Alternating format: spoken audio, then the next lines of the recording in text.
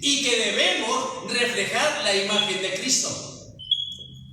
Pero es más fácil, hermanos, seguir a un pastor, a un líder espiritual que a Cristo. ¿Por qué? Porque el pastor es buena onda. El pastor, si se da cuenta que comete errores, pues es mi cuatacho. No pasa nada. Hay esa confianza. Cristo no es así, hermanos. Por eso, muchos no quieren ser discípulos de Cristo. Y prefieren ser discípulos de hombres. El problema que tú aceptases a Cristo como Salvador y Señor de tu vida. En el primer plano, hermanos, no hay problema. Todo mundo lo quiere como Salvador. Todo mundo quiere saber que lo aceptó y que usted va al cielo. Pero eso no enseña la Biblia. Si tú lo tomas como Salvador, tienes que tomarlo como Señor para que funcione. ¿Cuántos hijos aceptan al papá como proveedor? Papá, que no falte la comida, que no me falte la ropa, que no me falten los zapatos. Pero papá, no quiero hacer lo que tú me pidas. Muchos hijos aceptamos a los padres como proveedores, pero no reconocemos la autoridad que ellos tienen sobre nosotros. Un mandamiento, hermanos, que la Biblia enseña y que se llama: honra a tu padre y a tu madre para que te vaya bien y tus días se alarguen sobre la faz de la tierra. ¿Cuántos jóvenes que todavía viven en la casa de los padres, ya los padres no tienen toda la autoridad sobre ellos? Porque los hijos dicen: ya tengo 18 años, ya tengo una carrera, ahora te voy a obedecer en lo que yo crea que debo de obedecerte. Sí. Error. Honra a tu padre y a tu madre para que te vaya bien. Ahora, muchos hijos se quejan de un padre alcohólico, de un padre drogadicto, de un padre violento, de una madre prostituta, de una madre de lo peor.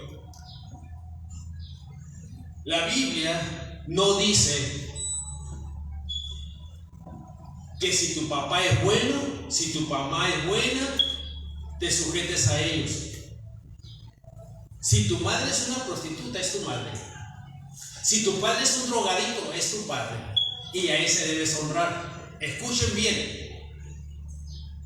¿Por qué el hijo debe de honrar a una madre prostituta, a un padre drogadicto? Porque a través de ti, Dios puede llegar a la vida de esa madre y de ese padre en tu obediencia a su palabra. Esa es la gran diferencia, hermanos, que muchos no pueden ver. ¿Qué es lo que hace la diferencia entre la vida y la muerte? La obediencia a la palabra de Dios. El primer hombre y la primera mujer, hermanos, desecharon el aviso de Dios. El día que comas del fruto de la ciencia del bien y del mal, vas a morir. Yo siempre he dicho, el verdadero evangelio siempre nos va a decir que nos mata. El verdadero evangelio es preventivo, no es correctivo. El día que comas vas a morir. El problema que el enemigo, hermanos, de nuestras almas, convierte esa verdad en una mentira. Y dijo la serpiente a la mujer: ¿con qué Dios ha dicho? Y la serpiente le dice: no moriréis.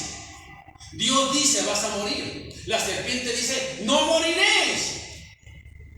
¿Cuántos amigos llegaron a tu vida cuando eras joven? Vamos a pinteárnosla. Pero nuestros padres nos mandaban a la escuela. No, mira, es que tengo problemas. No, mira, tu papá no va a saber, tu mamá no va a saber. ¿Sí? Y terminamos, nos la pinteábamos. ¿Sí? Nos íbamos de pinta. Por allá te pasa algo y Y tienes que llegar a tu casa con un brazo roto, con la boca rota, con una descalabrada. Y no puedes cubrir. Pero no pasa nada. ¿Cuántos hermanos en las iglesias se han inventado un Dios de puro amor? Dios no puede ser tan malo que nos castigue. Oh, hermano, comienzas a tergiversar las escrituras para tu propia perdición. Porque en Hebreos dice claramente, hermanos, al que tomo por hijo, lo corrijo, lo disciplino. Pero tú te inventas a tu propio Dios permisivo. Tú. Por eso muchas veces, hermanos, estamos como estamos, porque hemos abandonado la palabra de Dios y la hemos acomodado a nuestra conveniencia. Una persona, hermanos, que agarra la palabra de Dios y la tuerce para su conveniencia, va a terminar en serios problemas. ¿Qué tan serios problemas, hermanos, es no comprender la palabra de Dios? Hermanos, hubo un rey que le dijo a Pablo: Pablo, por poquito y me convences. Y hermanos, por poquito este rey se va al cielo. ¡Por poquito! Y por poquito se fue al infierno. El cristiano que obedece la palabra, 99% va a ser castigado. Porque un poco de levadura leuda toda la masa. América, imagínate, hija, hacer un proceso de esa pasta que usan, que tiene que pegar bien y que se pegue bien lo que vas a poner, hija, que omitas algo. ¿Va a pegar como debería de pegar? No. Porque ella omitió algo que cumple el proceso. Nosotros omitimos, hermanos, como cristianos, los retos del discipulado. ¿Cuáles son los retos del discipulado? 1. Versículo, hermanos, 24. Nunca el discípulo va a ser más que su maestro. Nunca. Para empezar este discipulado, tú debes de reconocer que vas a ser enseñado y que vas a aprender. Es lo primero. Y para eso se necesita humildad. ¿Hay humildad en las iglesias, hermanos? No. ¿Hay humildad? Maridos, ¿cómo tratas a tu esposa? ¿Le hablas con todo amor? ¿Con toda paciencia? Sí. ¡Hey, vieja! ¿Dónde andas? ¿Dónde estás? Ah, mi hermana Ana, no la puedo olvidar, Armida. ¡Pastor! Mi amor. Porque Ana me escuchó muchas veces decirle a mi mujer vieja. No, pastor, dice, mi amor. Hoy le digo mi amor. Eso dejó a Ana, Armida. Todavía puedo escuchar su voz, Armida. Eso dejó. Ella se preocupaba, hermanos, que su pastor le dijera mi amor a su esposa. Maridos, ¿cómo le hablamos a nuestras esposas? ¿Cómo las tratamos? Ahora, hermanas, ¿cómo responden a sus maridos? Si te grita, ¿qué dicen las amigas, hermanas? Tú grítale. Si te dice una, dile 20. ¿Sí o no? Hermanos, ¿cómo respondemos al papel que la Biblia ha puesto como matrimonios? Hoy en día, hermanos, esa igualdad de género, ¿no? Tremendo, hermanos. Hermanos, ¿dónde empieza? ¿Por qué empezaron todos los problemas en este mundo? ¿Por qué? Seréis como Dios. La serpiente ofrece algo que nunca va a ser posible, hermanos. Y hoy la mujer quiere ser igual que el hombre. En primer lugar, hermanas, no tenemos el mismo cuerpo. Tenemos un cuerpo totalmente diferente, hermanos. Y Dios lo ha hecho así para que el hombre, hermanos, juegue su papel y la mujer su papel. Y no debe de haber, hermanos, pleito de superioridad. Porque el primer trabajo, hermanos, de administración del planeta Tierra fue dado a los dos. A los dos. No era exclusivo del hombre, hermanos. Ambos harían el trabajo administrativo. Es lo mismo en el matrimonio, hermanos. Ambos deben de formar un equipo administrativo para dar ganancias de su matrimonio. Y que Dios pueda ser glorificado a través de mi matrimonio. Y cuando Dios bendice mi matrimonio, hermanos, con el fruto de los hijos, entonces ambos tendremos que trabajar en esas vidas amorfas, sin forma, para que en la vida de nuestros hijos, hermanos, Dios pueda ser reconocido. Es un trabajo de ambos. No hay superioridad, hermanos, y tenemos que reconocer. Juan, ¿todos son jefes en tu compañía? No. Tiene que haber un jefe. Y hermano, el jefe debe tener humildad para tratar bien a sus trabajadores. Debe tener humildad. El jefe no es el que ordena, no es el que grita. Es el que dice lo que se tiene que hacer y cómo se debe de hacer. Hoy en día, hermanos, muchas iglesias deciden lo que la iglesia va a hacer. Escuchen bien. Hay junta de líderes, hay sesiones de negocios, como usted le quiera llamar. Y la iglesia planea lo que se va a hacer. Y nos llenamos de actividades, hermanos. Y empezamos a trabajar en esas actividades que no tienen que ver con discipulado, que no tienen que ver con evangelismo, pero son las actividades que la iglesia aprobó.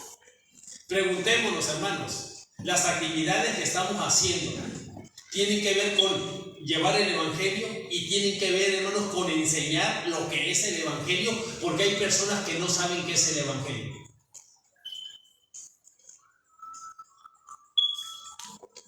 Hermanos, ¿qué es el evangelio? ¿Alguien me lo puede decir? Cualquier persona. ¿Qué es el evangelio? Llevar la nueva de Jesucristo a todos. La palabra de Dios. Llevar las nuevas de Jesucristo. ¿Qué más? Sí. Hermano, ¿sí me entiende lo que estoy diciendo? Sí. Llevar todo lo que escribió Jesucristo para los demás. La palabra.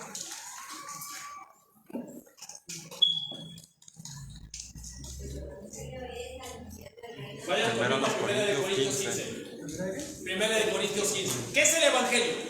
Jesús dijo: yo vengo a hacer el reino. Primera de Corintios 15, hermano. Perdón, no me tengo que salir de él.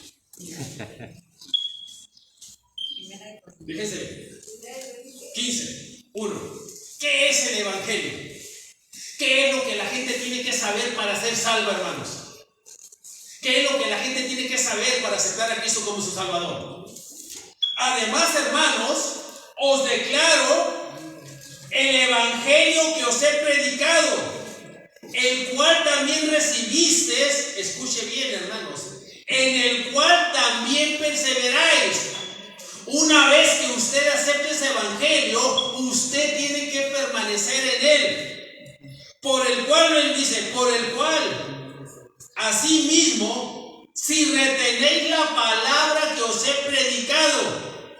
Sois salvos. Una persona que no retiene, que no permanece, hermano, se va al infierno. Es lo que está diciendo aquí, hermanos. Si no creísteis en vano, porque primeramente os he enseñado lo que asimismo recibí. Aquí está el contenido del Evangelio. Que Cristo murió por nuestros pecados, conforme a las Escrituras, y que fue sepultado, y que resucitó al tercer día, conforme a las Escrituras, y que apareció a Cefas, y después a los 12, después apareció a más de 500 hermanos. Ese es el Evangelio que la gente debe de oír para su salvación. Que Cristo murió, resucitó, hermanos, por nuestros pecados, y que fue sepultado, resucitado. Dice, hermano, pero también las apariciones son parte del Evangelio, porque son los testigos de su resurrección. Ese es el Evangelio, hermanos, que tenemos que predicar. Pero hay cristianos que no sabían lo que es el Evangelio. Y si no saben lo que es el Evangelio, ¿cómo lo vas a predicar? Nunca se me olvida, hermanos, aquella expresión del pastor Steve, ex pastor de Seattle. Spirit, tú no puedes dar lo que no tienes y no puedes enseñar lo que no sabes. Hay cristianos que no saben cómo pretenden enseñar si no saben.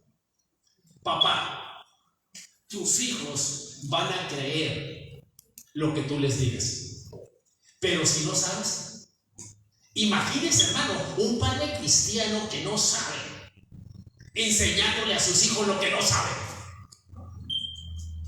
Por ende, un papá que no sabe no va a vivir de acuerdo a la Biblia, porque no sabe. Así de importante, hermano, es conocer y saber. Entonces, lo primero, hermanos, el primer reto del discipulado es: el discípulo no es mayor que su Señor.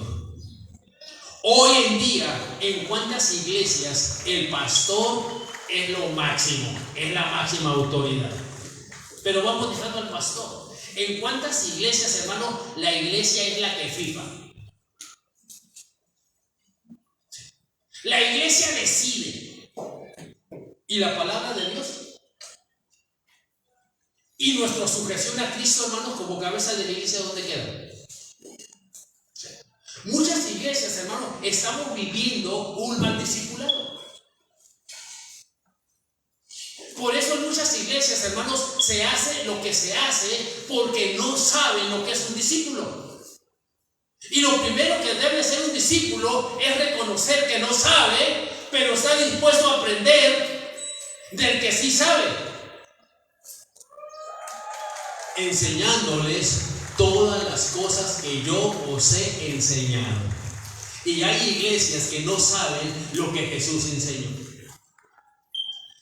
¿Alguien me puede decir una cosa que Jesús haya enseñado que la iglesia tiene que hacer? Cualquier persona, hermanos. Una cosa que Jesús haya enseñado que tenemos que hacer. Amarnos los unos a los otros. Ámense los unos a los otros. ¿Todos nos amamos en la iglesia? Sí. No, hermano. No, usted sí, pero todos. Estoy diciendo todos. Todos nos amamos, hermanos. Otra cosa que Jesús haya enseñado. Arrepentimiento, pero más práctico, hermana. Perdónense los unos a los otros como yo los he perdonado. ¿Nos perdonamos, hermanos? ¿Cuántos hermanos no se hablan? ¿Cuántos hermanos ni siquiera se saludan en la iglesia? ¿Sí me entiende, hermanos? Si el maestro que me enseñó, hermanos, me dice que ame y que perdone, mi evidencia, hermanos, es perdonar y es amar. Viviste para morir en soledad, como una flor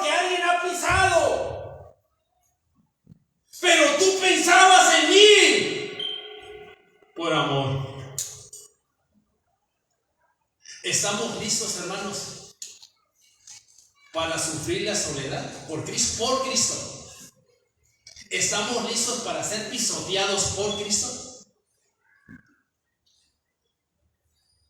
Si yo aguanto la soledad por Cristo, y si yo, hermano, soy pisoteado por Cristo y persisto, es porque estoy pensando en mis hermanos y los amo.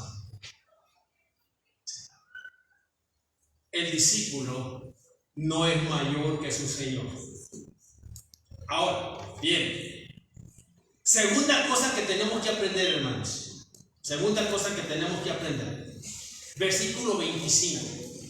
¿Estás dispuesto a ser difamado por Cristo, hermanos? Lean el versículo 25, hermano. ¿Cómo le llamaron a Cristo? ¿Cómo le llamaron? Leanlo por favor en voz alta. Lean el versículo 25 del capítulo 10 de Mateo. Bástale al discípulo ser como su maestro y al siervo como su señor. Si al padre de familia llamaron Beelzebú, ¿cuánto más a los de su casa? Hermanos, a Jesús hubo de los líderes de aquel entonces quien le llamara príncipe de los demonios. Ese significa Beelzebú, príncipe de los demonios. ¿Cuántas personas se enojan, hermanos, porque les dicen cosas que no son? No está diciendo, hermanos, Cristo que si a Él lo llamaron, ¿cuánto más a ti y a mí? La pregunta es, ¿estoy dispuesto a ser difamado por Cristo? ¿Cuántos no aguantan, hermanos, ser difamados? Mire, hermano, esos son los retos del discipulado. Si yo quiero ser un discípulo, debo de aceptar los retos. América, ¿fue fácil la carrera de dentista? ¿Ha sido fácil, mija, la práctica de tu carrera? ¿Y no te sigues preparando, mija? Sí. América no se quedó con un título nomás de dentista. Ella sigue, o muchos de ustedes siguen. Yo espero, mija, que no te quedes con tu título. Que usted busque, mija, la excelencia. Porque hay muchas cosas, mijo, dentro de tu carrera que tú puedes desarrollarte. Pero tú decides si te quedas ahí con el título o tú decides, mija, si quieres escalar más altura. Muchos se quedan como un creyente en Cristo. Ya lo acepté. Bueno, ahora vive con Cristo. Hazlo parte de tu vida, de tu diario vivir. Para muchos hermanos, Cristo es venir los domingos al templo. Pero no tiene que ver nada con tus broncas allá en tu casa, con tus broncas en tus problemas, con tus broncas con el vecino. Ahí Cristo se te olvida. No. El discípulo aprende. El discípulo pasa tiempo con su Señor. ¿Cuántos cristianos no leen la Biblia? Está comprobado que el 70% de los cristianos no leen su Biblia. Imagínate qué discípulos va a haber. Dejemos de ser seguidores. Empecemos un verdadero discipulado, hermanos. Y un verdadero discipulado es que tú decidas pasar tiempo con Cristo. Si al padre de familia llamaron Beelzebú, hubo algunos que de manera blasfema aplicaron este nombre a nuestro Señor Jesucristo. Ahora, bien, somos difamados. ¿Te das cuenta que están hablando mal de ti, Mari? Bueno, pero no sabes ni qué onda. Y al rato ahí andas en chismes. Mira lo que dice la palabra de Dios, Mari. No temáis, porque nada hay encubierto que no haya de manifestarse.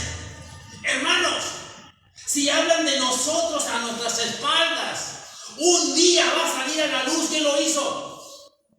¿No dice así la palabra de Dios? Versículo 26, hermanos. Así que no les temáis. No los temáis, hermanos. Está hablando de las personas que nos van a difamar, de las personas que van a hablar sin razón. Porque no hay nada encubierto que no haya de ser manifiesto, ni oculto que no haya de saberse. ¿Cuántas veces, hermanos, nos quemamos las pestañas, nos comemos las uñas queriendo saber quién habló mal? Dice el Señor, no tengas miedo por eso, hombre. Tú sigues viviendo tu vida. Un día va a salir la liebre. El Señor se encarga, hermanos, de traer la luz, lo que hacemos en oculto. Y así lo dice, hermanos. Esto es una declaración solemne hecha por Jesucristo mismo. Todos los motivos, escuche, y acciones escondidas en secreto serán traídas a la luz en aquel día cuando Dios juzgue los secretos del corazón. ¿Qué dice Romanos 2:16, hermanos, por favor? Romanos 2:16, ¿qué dice? Léanlo, por favor, hermanos. En el día en que Dios juzgará por Jesucristo los secretos de los hombres conforme a mi evangelio. ¿Sí? Dios va a juzgar todo lo que usted y yo digamos y llegamos en secreto. No te preocupes, Dios va a juzgar al final. Sigue adelante. Ahora, hermanos, en el versículo 27, hermanos, dice: lo que os digo en tinieblas, decidlo en la luz, y lo que oís al oído, proclamarlo desde las azoteas. ¿No venimos a aprender aquí? ¿No somos enseñados aquí, hermanos? Bueno, dice el Señor, ahora ya lo oíste en privado, ahora sale a las calles. Y hermano, cuando dice desde las azoteas, algo extremo, ¿no? Imagínense, hermano, que nos subamos arriba del techo y empecemos a proclamar. Así dice, hermano. ¿Cuántos cristianos no hablan de Cristo en público? ¿Cuántos cristianos, hermanos, se callan la boca en frente de sus compañeros de trabajo, en frente de sus jefes, etcétera, etcétera? ¿A cuántos cristianos les da vergüenza hablar de Cristo en sus trabajos? ¿Qué dice, hermanos? Lo que os digo en tinieblas, decidlo a la luz, y lo que han oído al oído, proclamadlo desde la azotea.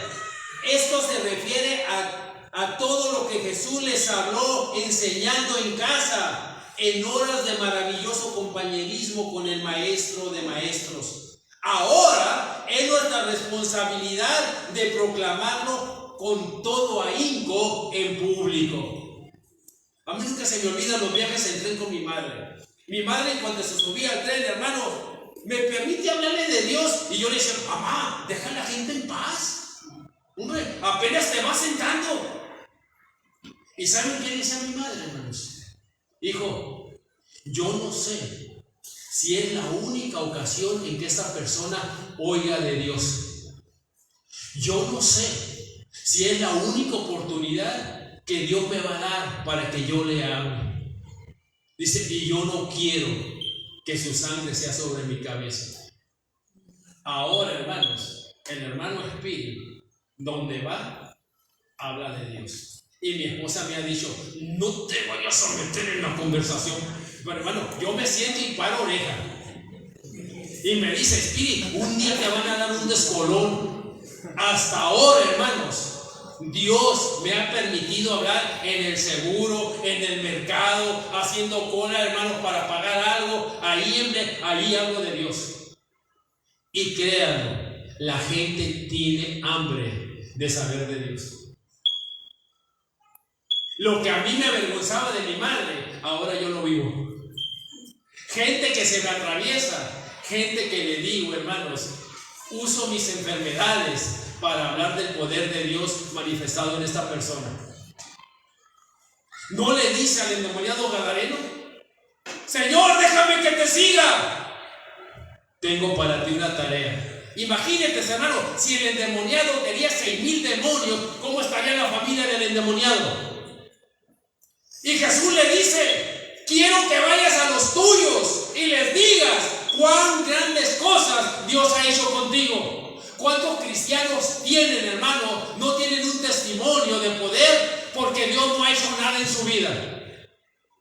Y hermanos, ¿eso significa que Dios no quiere hacer nada contigo? No, el problema es que muchos cristianos no quieren nada que ver con Dios. Simplemente, hermanos, sacan a Dios de sus vidas. Y cuando tú sacas a Dios de tu vida, Él no puede hacer nada. 28. Hermanos, qué miedo. Ensenada ya es muy peligroso, ya no puede salir, etc. Dice el hermano, el COVID. Hermano, el COVID no te va a hacer nada si está en la voluntad de Dios. Si está en la voluntad de Dios que tú y yo nos vayamos de COVID, nos vamos a ir, hermanos. Quieras o no quieras. Tiene dos maneras de aceptarlo. Confiando en Dios, hermanos, o dando un pésimo testimonio de tu falta de fe en tu Dios. Sí. Son las dos maneras de irse, hermanos. ¿Cómo te quieres ir? Pero ¿cómo puedes confiar en alguien que no conoces? Y ahora que estoy estudiando el libro de Daniel, hermano, esos hebreos, ¿cómo me han enseñado? ¿Y saben qué me han enseñado, hermanos?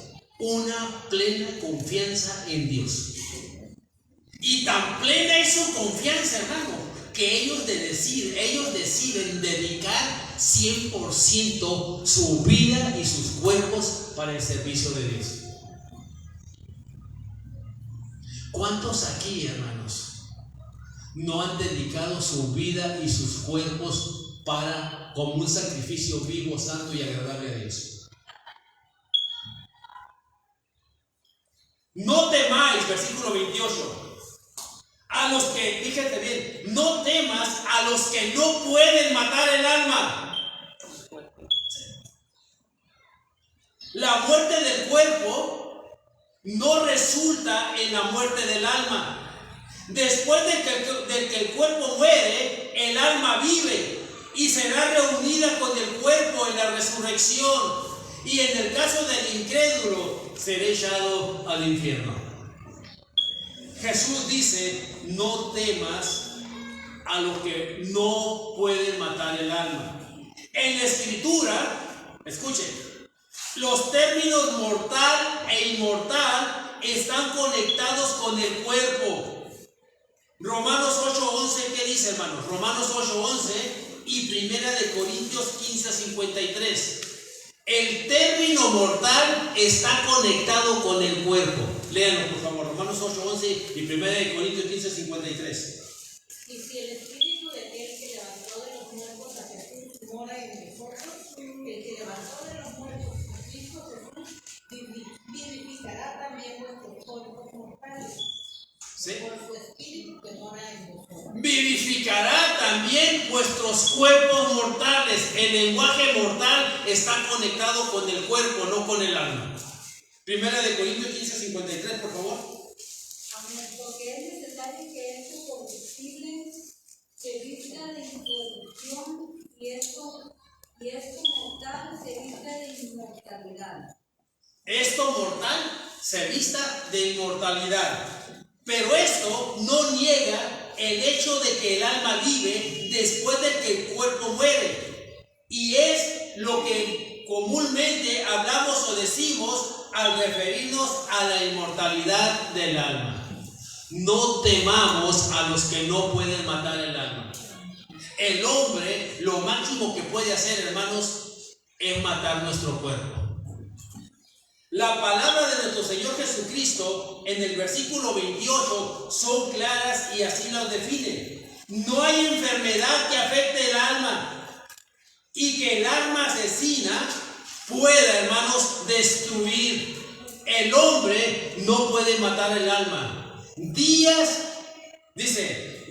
será el que trate con el alma, Dios será el que trate con el alma del hombre en su infinita justicia. ¿A qué le tenemos miedo, hermanos? ¿Cuánta gente en esta pandemia, hermanos, vivió en terror? Y estoy hablando de cristianos. ¿Cuántos cristianos se paniquearon y vivieron en terror? Y se escondieron a piedra y lodo. Recuerdo, hermanos, a manera de testimonio, yo regresé de Guadalajara hace 3 años, recién operado, de la tercera edad, con 3 neumonías que ya me habían dado. Aldo tiene COVID y me pide que vaya a orar por él. Los líderes reunidos me dicen: pastor, usted no puede ir porque está recién operado de cáncer, es de la tercera edad y ya le han dado 3 neumonías. Dice, no puede ir. Hermano, yo entendí, ¿sí?, el buen deseo de mis líderes, hermanos, en cuidar este cuerpo. Pero la Biblia me dice, hermanos, el que cuide su vida la va a perder, pero el que la pierda por causa mía la va a encontrar. Y fue el versículo que le dejé a mis líderes y me fui con algo. Ahí oré, hermano, porque estaba apartadito ahí en la casa. Ahí oré con él, lo abracé y le di un beso en la mejilla. Días después estoy con Delia y con su mamá. En la noche me habla Delia: pastor, mi mamá y yo salimos positivos. Porque cuando alguien, hermanos, está con tienen que avisar a las personas que estuvieron ahí. La mamá no salió, Delia salió. Y hermano, aquí estoy. Hace 3 semanas nos dio comida a mí, a mi esposa y a mi cuñado. Aquí estoy. Yo entiendo, hermanos, que si estamos aquí es con el único propósito de ser discípulos de Cristo. Porque cada discípulo tiene un trabajo que hacer. ¿Cuál es el trabajo del discípulo? Efesios 1:12, por favor. ¿Para qué trabaja el discípulo? Léanlo, Efesios 1:12. ¿Para qué trabaja el discípulo? A fin de que seamos para alabanza de su gloria, nosotros los que primeramente esperábamos en Cristo. Para eso trabajamos, para la alabanza y gloria de Dios. Para eso estás sobre la faz de la tierra, hermano, hermana. No estás para tu propio beneficio. ¿Cuántos cristianos buscan su propio beneficio? Buscan su propia seguridad, su propia comodidad, hermanos. Viviste para morir en soledad. ¿Quién estuvo allí con él en la cruz, hermanos? Su padre tuvo que darle la espalda. Esa es una plena soledad, hermano, pero lo hizo por amor, por ti y por mí. Cuando vengan las pruebas, hermanos, cuando seas difamado, cuando seas atacado por la causa de Cristo, cuando seas pisoteado como una flor, ¿te vas a mantener o te vas a ir? Él se mantuvo. En Juan 13, se lo dejo de tarea, dice: amor hasta el fin. Él se mantuvo. Y dice el canto, ¿no, Iván? Porque pensabas en mí por amor. Cuando llegue la hora de la prueba, hermanos, ¿te vas a mantener? ¿Vas a pensar en él o vas a pensar en ti? Esto nos va a llevar un poquito más adelante, hermanos, a dialogar eso. Bien. Dice, hermanos, versículo 29, ¿no se venden 2 pajarillos por un cuarto? Hermanos, un cuarto era la moneda ínfima en aquel entonces. Y dice Cristo, 2 pajarillos, hermano. Yo me acuerdo cuando fuimos una vez a la cascada, le estoy hablando del 65. No existía la colonia Piedra Negra, no existía, todo era monte. Nos fuimos hasta la cascada, nos la pinteamos.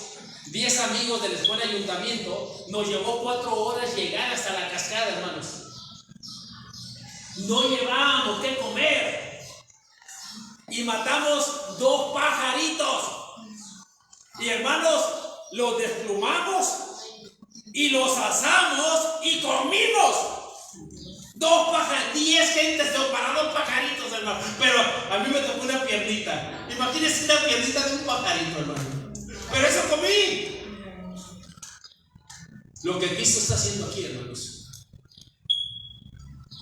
que el ser humano tiene un valor especial para Dios.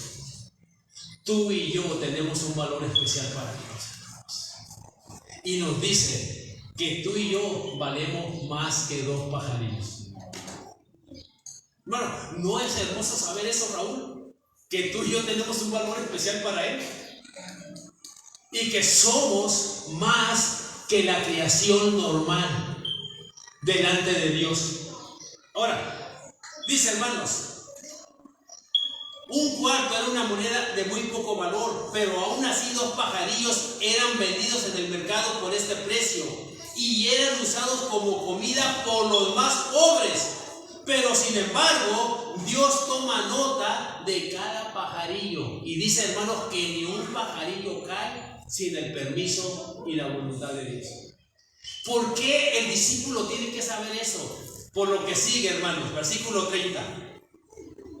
Dice, hermanos, pues aún vuestros cabellos están todos contados. ¿Por qué tengo que saber, hermanos? Le dijo un cuate, ¿cuántos pelos tiene un gato? Y le dice el cuate, 768,499. Y si no me crees, cuéntanos. ¿Sí? Hermanos, Dios sabe cada cabello que tú y yo tenemos en la cabeza. ¿Por qué es necesario que un discípulo sepa esto, hermanos? Escuchen. Nada es demasiado insignificante para Dios. En su amoroso cuidado, Él extiende su protección y control hasta el mínimo detalle en nuestras vidas. El discípulo debe saber, hermano, que Dios tiene extremo cuidado en tu vida y en mi vida. Eso debes de saberlo. Imagínate, Manny, que tus trabajadores no crean que las puedes pagar el sábado. Sí. ¿Trabajarían a gusto? Hermanos, ¿cuántos de nosotros nos hemos preocupado cómo voy a pagar el bill de la luz, cómo voy a pagar el agua, cómo voy a pagar la gasolina? Yo empecé a andar en el micro, hermanos, porque no puedo pagar 1,000 pesos de gasolina a la semana. Y con 13 pesos me muevo hasta la Morelos. Y empecé, ¿sí? ¿Por qué, hermano? Porque yo tengo que saber de lo que dispongo. Dios, hermanos, va a tener cuidado de sus discípulos. El discípulo no se tiene que preocupar. Eso es lo que está enseñando, hermanos, que si él, hermano, sabe que un pajarillo no puede caer sin su voluntad. Joven fui y envejecido, y no he visto a un justo y su generación, ¿qué? Mendigar pan. Dios cuida de los suyos. Así que, hermanos, versículo 31, así que no temáis, más vairéis vosotros que muchos pajarillos. El cuidado de Dios por sus criaturas no tiene límite, pero el hombre tiene un lugar especial en su corazón y el valor del hombre está sobre todas las demás seres criados. Por eso dice, ustedes valen más que 2 pajarillos. Génesis 1:31. Y vio Dios que todo lo que había hecho era bueno. Y se refiere a la creación. En gran manera se refiere al hombre. Dios nos tiene en alta estima. Ahora bien, hermanos, al que me confiese delante de los hombres, versículo 32, al que me confiese delante de los hombres, Jesucristo reclama absoluta autoridad sobre nuestras vidas y debemos confesarle públicamente delante de los hombres y Él confesará nuestro nombre inmerecidamente delante de su Padre. ¿De cuáles eres tú, hermano? ¿De los que testifican, de los que hablan de Cristo? Había un hermano aquí que ya está con el Señor, hermanos, y decía: yo soy de la secreta. Él no quería que nadie supiera que él era cristiano. ¿Cuántos cristianos hay que ni sus vecinos saben que son cristianos? Toda la cuadra, hermano, toda mi cuadra saben que soy pastor. En el mercado saben que soy pastor, porque les he hablado de Cristo, porque he estado allí para servirles, hermanos. ¿Tus vecinos saben que eres cristiano? ¿Tus compañeros de trabajo? ¿Tus familiares saben que eres cristiano? Ahora bien, hermanos, versículo 33. Al que me niegue delante de los hombres, ¿qué dice, hermanos? Yo también le negaré delante de mi Padre. Si nosotros rehusamos recibir a Cristo como Salvador y Señor de nuestras vidas, Él también nos negará en el día del juicio. Y hermanos, hasta ahí llegamos, ya es la una. No voy a obligarlos, hermanos, porque miren, voy a parar. Pero continuamos sobre eso la semana que viene, hermanos. Reflexionemos. ¿Eres seguidor o eres discípulo? Si eres seguidor, empieza a ser un discípulo. Convirtámonos en Marías. Pastor, por favor. María en Betania decidió estar a los pies de Jesús. Dejemos de ser Martas. Marta la preocupada por el aseo de la casa. Marta la preocupada, mija, se queja con Jesús. Señor, mira mi hermana que a gusto ahí, sentada a tus pies, y mira, yo aquí. Y le dice a Jesús con ternura, mija: ay, Marta. Dice: tú te afanas por lo temporal. María ha escogido lo eterno, lo mejor, dice, y no le será quitado. Eso no significa, mija, que María no limpiaba la casa, no lavaba platos, no. María entendió que Jesús iba a estar con ellos poco tiempo, y ella decidió aprender antes de que se fuera. Hermanos, tú y yo no tenemos asegurado el día de mañana. Hoy puede ser el último día que aprendas de Cristo. Hoy puede ser el último día. No lo sabes. Pero María decidió. Tú puedes ser la persona: es que tengo que trabajar, tengo que limpiar, tengo que planchar, tengo que lavar, etc. Y eso te impide tomar un tiempo con Jesús. Si tú no tienes tiempo para Jesús, eres un seguidor. Y nunca vas a ser un discípulo. Los seguidores no van al cielo. ¿Por qué? Porque no aprenden de Jesús. Soy el camino, la verdad y la vida. Los discípulos deciden tomar tiempo y pasar tiempo con Jesús, aprender de Jesús. Y concluyo con Primera de Juan 1. ¿Qué es? ¿Cuál es el resultado de ser un discípulo de Jesús? Primera de Juan 1, hermanos. Escuchen. ¿Cómo termina diciendo Juan cuando Jesús ya no estaba?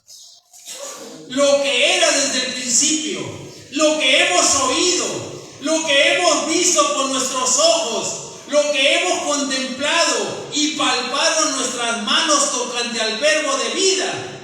Porque la vida fue manifestada y la hemos visto y testificamos y anunciamos la vida eterna, la cual estaba con el Padre y se nos manifestó. Lo que hemos visto y oído, eso os anunciamos, para que también vosotros tengáis comunión con nosotros. Y nuestra comunión verdadera es con el Padre y con su Hijo Jesucristo. Estas cosas os escribimos para que vuestro gozo sea completo. ¿Qué testificas tú? ¿Qué escribes tú? ¿Qué dices tú tocante al verbo de vida? Ellos vieron, ellos contemplaron, ellos palparon. ¿Cuántos cristianos, hermanos, no han hecho salir poder del Hijo de Dios?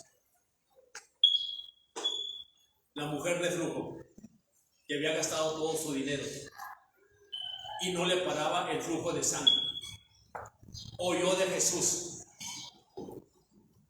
Era una mujer judía, porque ella conocía perfectamente la ley, hermanos, las leyes sanitarias. Ella no podía tocar a un profeta, no podía tocar a un sacerdote en su persona. Por eso ella dice: si tan solo tocare su manto, seré sana. hermano, estaba una multitud apretujando a Jesús literalmente, hermano, como en aquellos carnavales antiguos, María de Ensenada, donde caminábamos por la ruiz, hermanos, y las muchachas sentían que las cargaban. Y hermanos, no sucedió nada con una multitud apretujando a Jesús. Vino alguien de afuera, hermanos, y su único propósito era tocar su manto y se ve sana. Aquella mujer, hermano, lucha contra la multitud, logra llegar hasta donde está Jesús, hermano, y toca el manto. ¿Y qué es lo que exclama Jesús? ¿Quién me ha tocado? ¿Y qué le dicen los discípulos? Señor, estás apretujado, y me preguntan. No, porque salió poder de mí.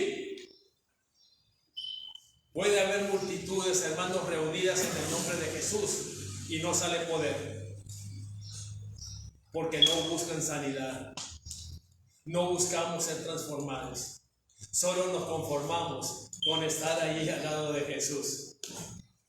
Decía mi hermana Adela: hermana, estaba triste. ¿Por qué? Porque ya nos había abandonado. No, dice que estuve enferma y todo. ¿Qué le dije, hermana Adela? Aquí hay sanidad. En la casa de Dios hay sanidad. Y hermanos, aquella mujer, al verse descubierta, le dijo: Señor, yo te toqué. Se enojó Jesús. Mujer, no nomás la sanó, tu fe te ha salvado. ¿Cuántos vienen aquí, hermanos, y no hacen salir poder de Jesús? Porque no viene buscando sanidad, hermanos. No viene buscando que Dios obre en ti. Solamente vienes y te conformas y es ser uno más de los que apretujamos a Jesús. Aquella mujer le buscó. Dice el versículo que está al final, hermanos: al que cree, todo le es posible. Jesús le dijo a Bartimeo, el ciego, junto al camino: ¿qué quieres que yo haga, Bartimeo? Señor, quiero ver. Tu fe te ha salvado. No nomás le recobró la vista. Y dice que Bartimeo le seguía, se convirtió en un discípulo de Jesús. ¿Cuántos milagros hemos visto en esta iglesia, hermanos? Y somos como aquellos 10 leprosos, que solo uno regresó para darle gracias a Dios. ¿Cuántas cosas Dios no ha hecho en tu vida y ni siquiera tienes tiempo para darle gracias a Dios? Oremos. Padre, gracias por tu palabra. Gracias porque nos enseña, Señor, los retos de lo que es ser un discípulo tuyo. Háblanos, Padre. Ayúdanos a reflexionar, Señor. Te pido que tú trates con cada uno de nosotros. Padre, como el hijo del endemoniado en Marcos 9, cuando le preguntaste si le dijiste: ¿crees? Y aquel hombre respondió y dijo: Señor, ayuda a mi incredulidad. Padre, ayúdanos en esta incredulidad como iglesia, Padre. Ayúdanos a confiar en ti, a creer en ti y obedecer tu palabra. Trabaja en cada familia, en cada persona, y ayúdanos a poner en práctica lo que hemos oído. Ahora despídanos con su bendición y llévanos a nuestros hogares, Padre, y sea con cada uno de nosotros, y que lo que hemos oído en privado salgamos a las calles y lo proclamemos para tu honra y tu gloria. En Cristo Jesús. Amén. Que Dios me les bendiga, hermanos.